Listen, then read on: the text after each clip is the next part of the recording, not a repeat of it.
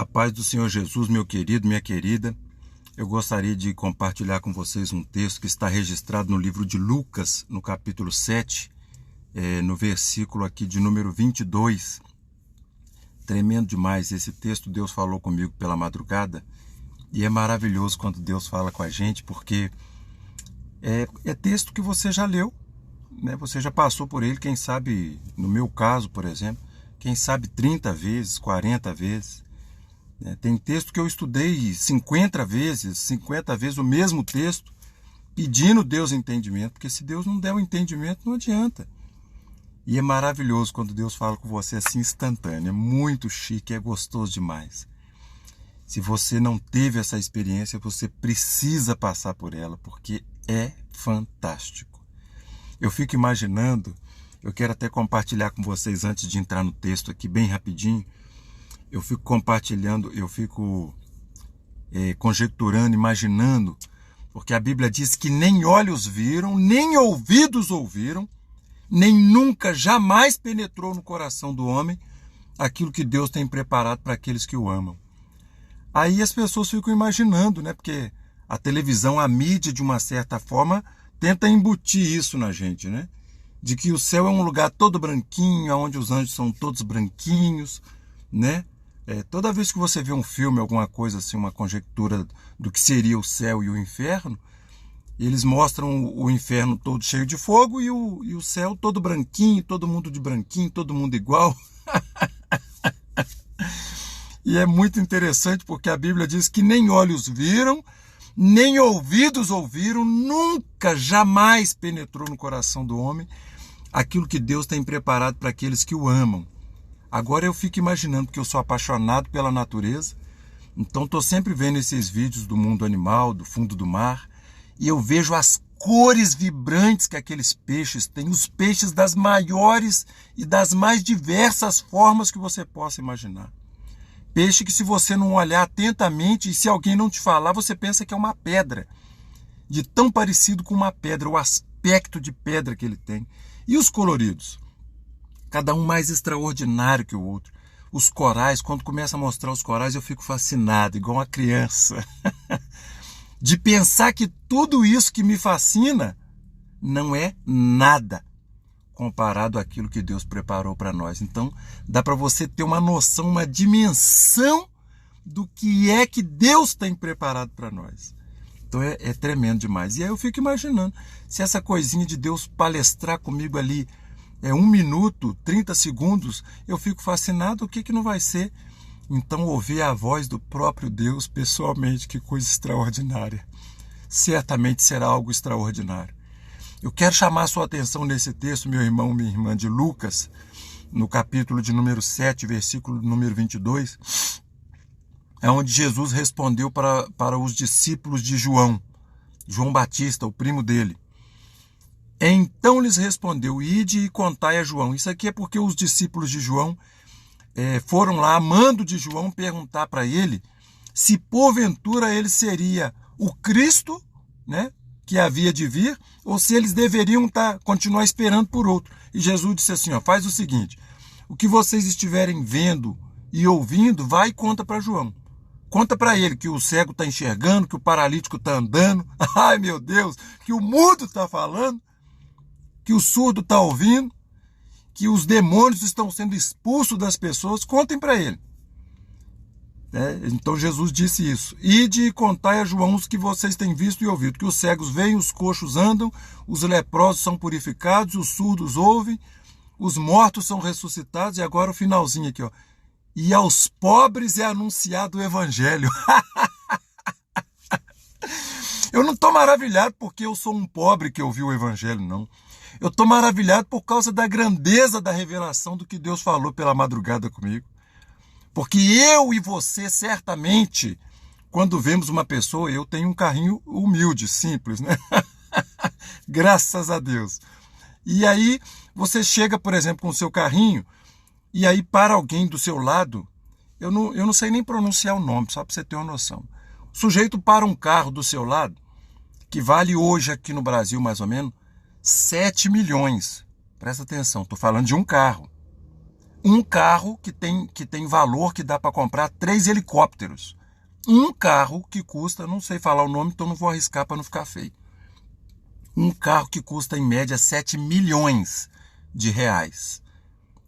E aí, olhando com os olhos da carne, fisicamente, você vai olhar e dizer assim: poxa, esse cara é rico, hein? Esse tem, hein? Porque o carro do cara, ele não precisa nem pagar seguro. Ué. Quem que vai roubar um carro desse? Vai vender para quem? Se o cara roubar um carro desse, ele vai vender para quem o carro? Você entendeu? Não tem para quem vender. Ele vai tirar a peça para vender para quem? Porque quem tem um carro desse não vai procurar a peça no ferro velho. Vocês entendem, né? Então você olha e você pensa assim: poxa, esse cara tem muito dinheiro, hein? Talvez, que eu não posso dizer quem tem Jesus, quem não tem, mas talvez aquele ali seja exatamente um dos pobres que o Senhor Jesus está se referindo aqui. Talvez aquele cara tenha um carro de 7 milhões, mas perto de mim e de você que tem Jesus, ele é o pobre e nós somos milionários. Você entende?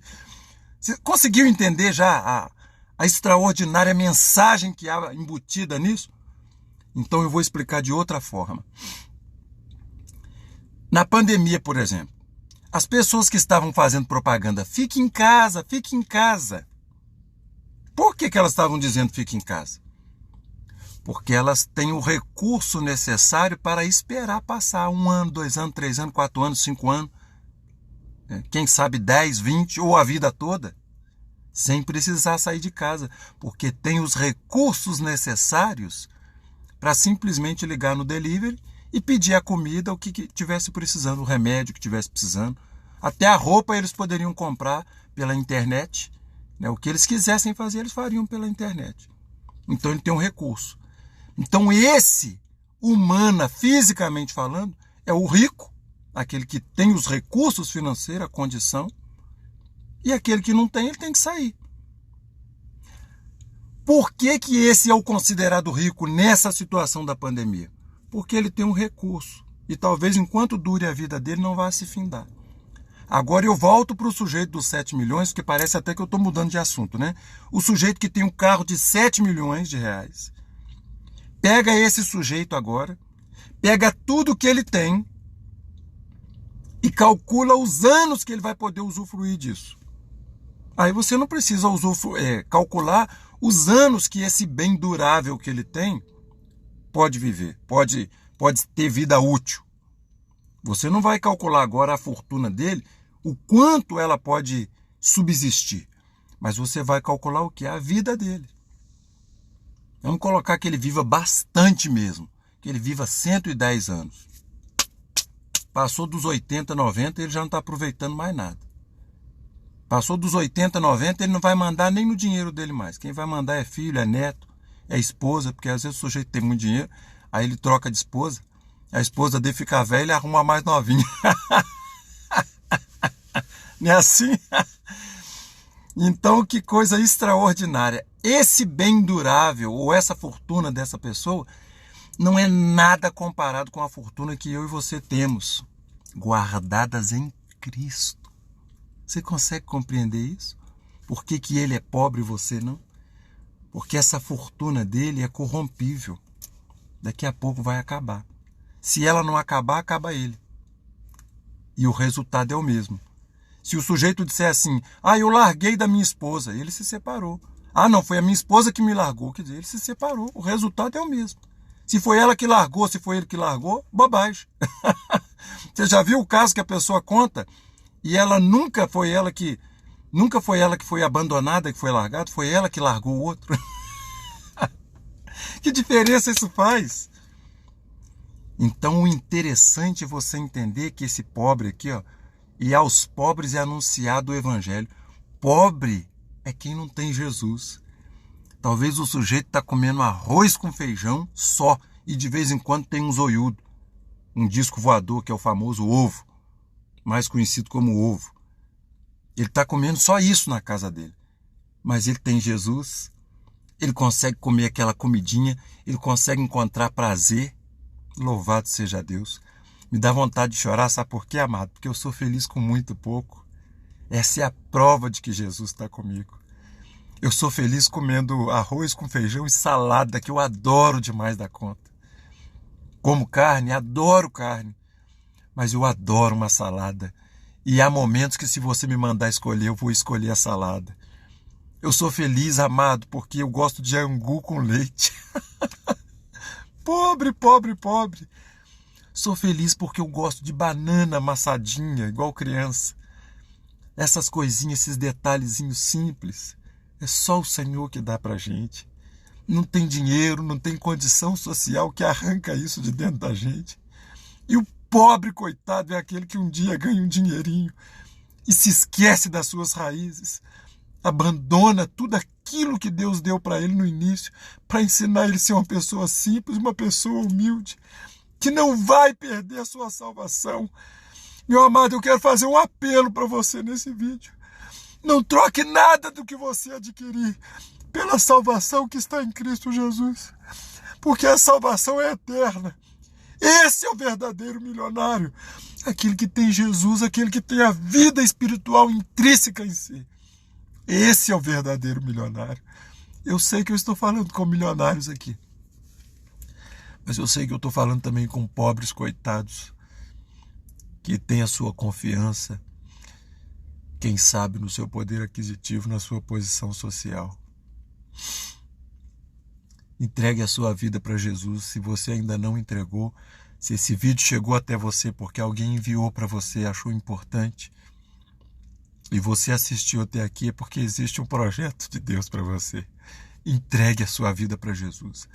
Não troque nada e nem ninguém por Jesus. Não abra a mão de Jesus por nada nesse mundo. Eu te amo. Eu não conheço você, mas eu te amo.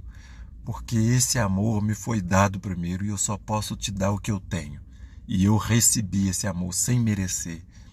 Por isso, independente de quem é você, eu aprendi a te amar. E esse vídeo é a prova disso.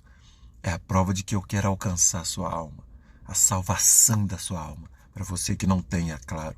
Porque existem pessoas que estão assistindo que são salvas em Cristo Jesus. A minha oração é para que você tenha um encontro verdadeiro com Deus. Um encontro, uma experiência extraordinária, como as que o Senhor tem dado a mim, mesmo sem eu merecer. Fique na paz e que esse dia, esta semana, este mês que você está assistindo esse vídeo, seja tremendamente abençoado. Fique com Deus.